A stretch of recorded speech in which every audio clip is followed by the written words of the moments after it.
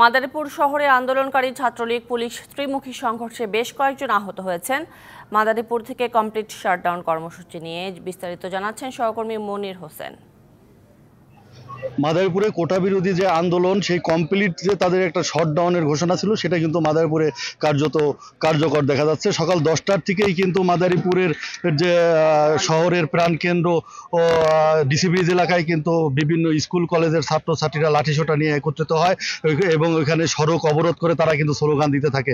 পরবর্তীতে ওখানে ছাত্রলীগের নেতাকর্মীরা এবং পুলিশের একসাথে গিয়ে তাদেরকে ওইখান থেকে আন্দোলন থেকে উঠে যেতে বললেও তারা না গিয়ে সংঘর্ষে জড়ায়।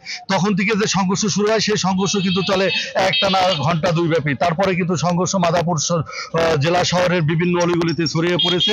তখন কিন্তু এই সংঘর্ষের একটা পর্যায়ে ধাওয়া খেয়ে কিন্তু আন্দোলনকারীদের বেশ কিছু মাদারীপুর শকুনি লেকে পড়ে যায়, লাফ দেয় এবং ওইখান থেকে দুজন নিখোঁজ হয়। এর ভিতরে একজনের লাশ কিন্তু উদ্ধার করেছে ফায়ার সার্ভিস।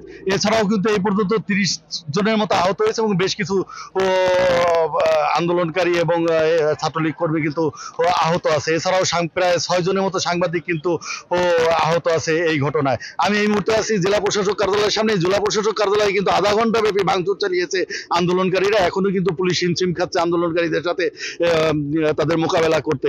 এছাড়াও মাদারীপুরে পুরোনো অবস্থিত জেলা আওয়ামী লীগের যে কার্যালয়, সেই কার্যালয়ে কিন্তু ভাঙচুর হয়েছে এবং উপজেলা সদর উপজেলা মুক্তিযোদ্ধা কাউন্সিল কমান্ডের যে অফিস, সেটাও ভাঙচুর করেছে আন্দোলনকারীরা।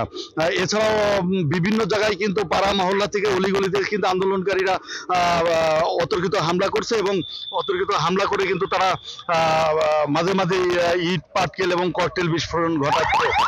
এক কথায় বলা যায় মাদারীপুর জেলায় এখন পর্যন্ত রণক্ষেত্রে পরিণত যে কথাটা, সেটাই আসলে।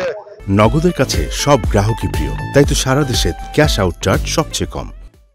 বাস্তবতা মনে হচ্ছে বিভিন্ন জায়গায় টায়ার জ্বালিয়ে তারা বিক্ষোভকারীরা আন্দোলন করছে। পুলিশ কিন্তু দেখা যাচ্ছে জেলা প্রশাসকের কার্যালয়ের সামনে 3 দিক থেকে কিন্তু তারা আন্দোলন করছে আন্দোলনকারীরা।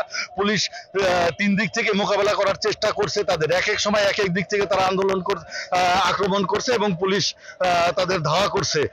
আসলে এখন পর্যন্ত বলা যাচ্ছে না এই আন্দোলন কখন শেষ হয় বা এই যে সংঘর্ষের অবস্থা বিরাজ করছে এটা কখন শেষ হয়।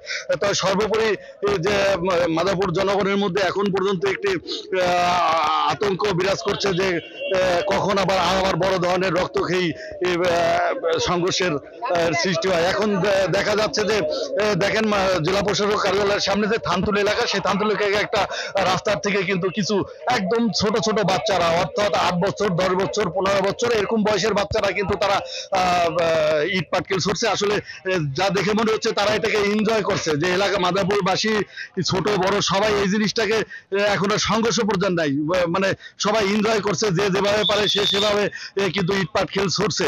তাই সেই ক্ষেত্রে বলা যাচ্ছে মাদারীপুর শহর এখন রণক্ষেত্রে পরিণত হচ্ছে। এটার অবসান কখন হবে এখন পর্যন্ত বলা যাচ্ছে না। তবে পুলিশ কিন্তু হিমশিম খাচ্ছে এই আন্দোলনকে মোকাবেলা করতে।